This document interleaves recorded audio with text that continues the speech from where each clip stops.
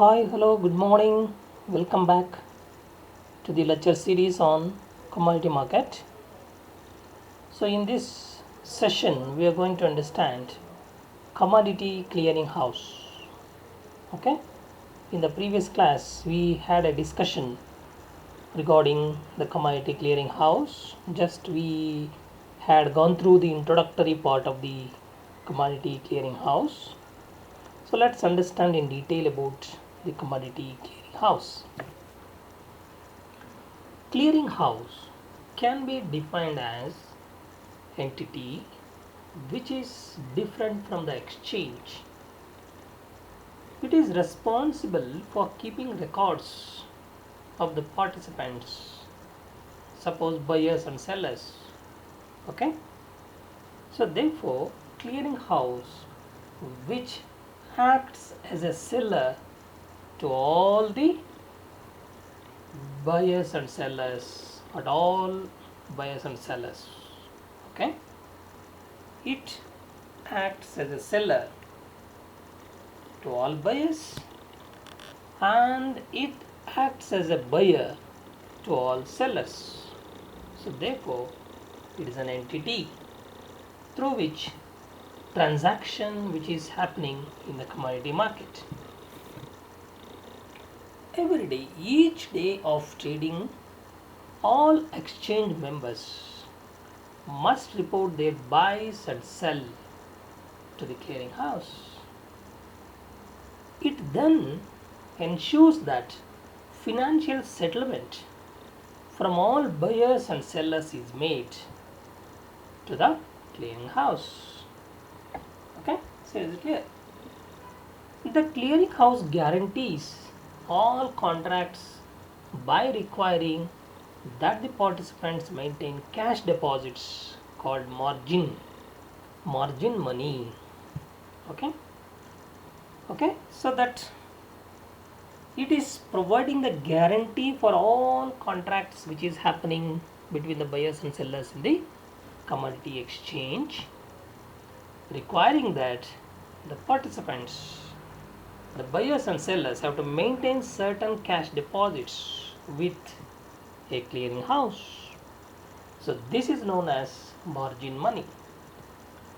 As soon as a contract is processed by the clearing house, the buyer and seller of the contract will have a contract with the clearing house instead of counterparty with their original trade. Now,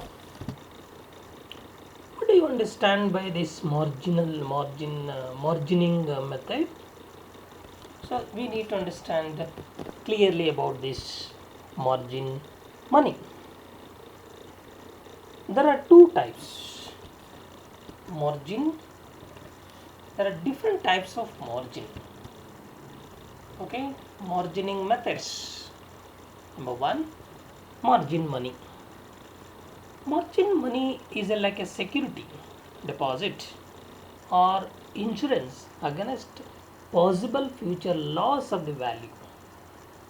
The aim of margin money, like good faith of money, is to minimize the risk, to safeguard the integrity of the market and its own interest.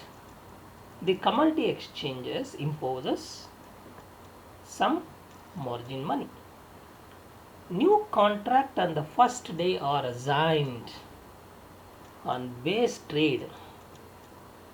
Settlement price based on average of the last day trades of the trading day.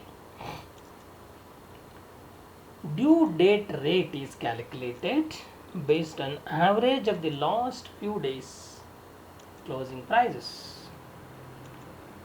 Now let's understand another important margining method, that is called initial margin. Initial margin is the amount to be deposited by the market participants in their margin account. Okay, the participants need to open the trading account with the clearing house. Therefore, before they can place the buy or sell order of the futures contract, so have they are supposed to transfer some margin money, that is called as initial margin. Okay, so that is certain sum of money has to be deposited by the market participants in their margin account. Okay, so with the clearing house, before they can place buy order or sell order of a futures contract. Now,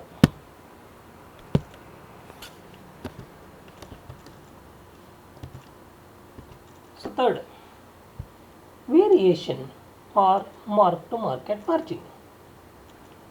Margin is worked out on the difference between the closing rate and rate of the contract. It helps to protect the interest of the commodity exchanges. So another type of margin is called additional margin. Volatility margin is extra margin. Okay, it is also known as volatility margin. It is an extra margin imposed by the commodity exchange on the buyer and the seller in the event of sudden increase in the volatility of process of underlying assets in the market. Huge fluctuations will be there in the prices of the goods, prices of certain goods in the market.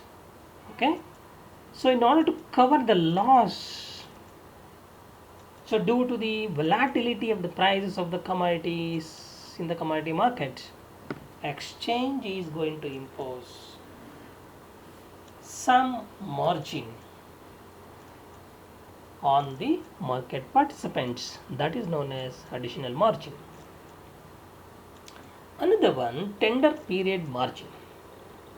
Extra margin is being imposed on the contracts during concluding stage. So this is known as tender period margin. Tender period margin in the sense at the end stage, when the contract is being ended, at the time of concluding the contract, extra margin is being imposed by the commodity market on the participants. So this is basically known as tender period margin.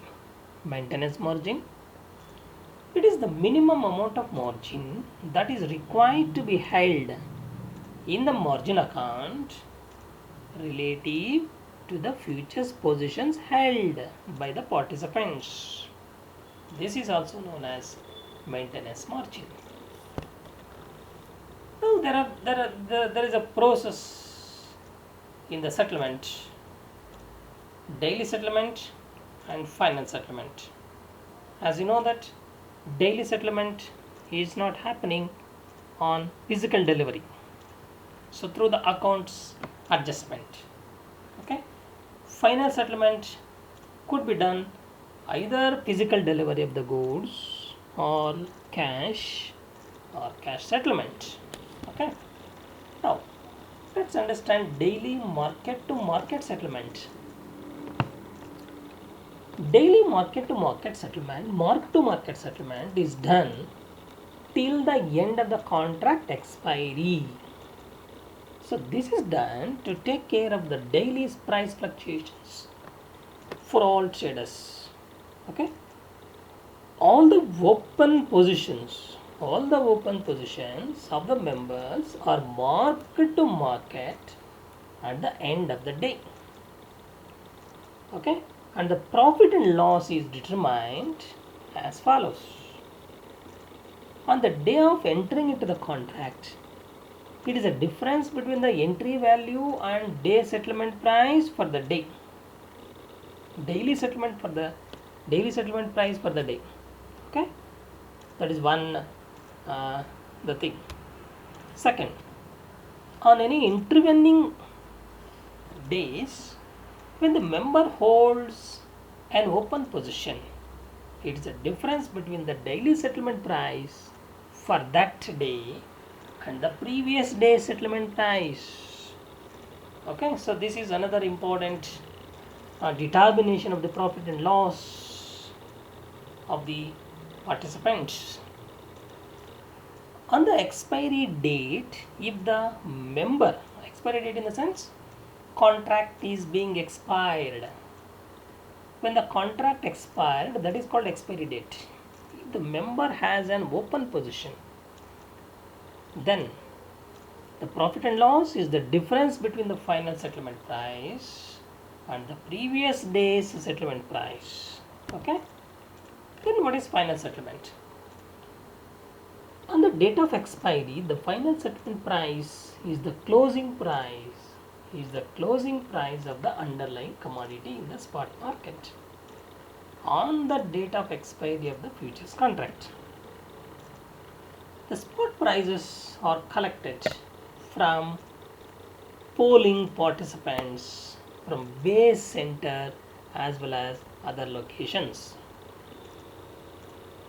The pool prices are bootstrapped and the midpoint of the two bootstrapped prices is the final settlement price.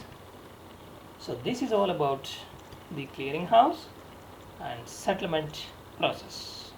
Okay, thank you for listening. Have a good day.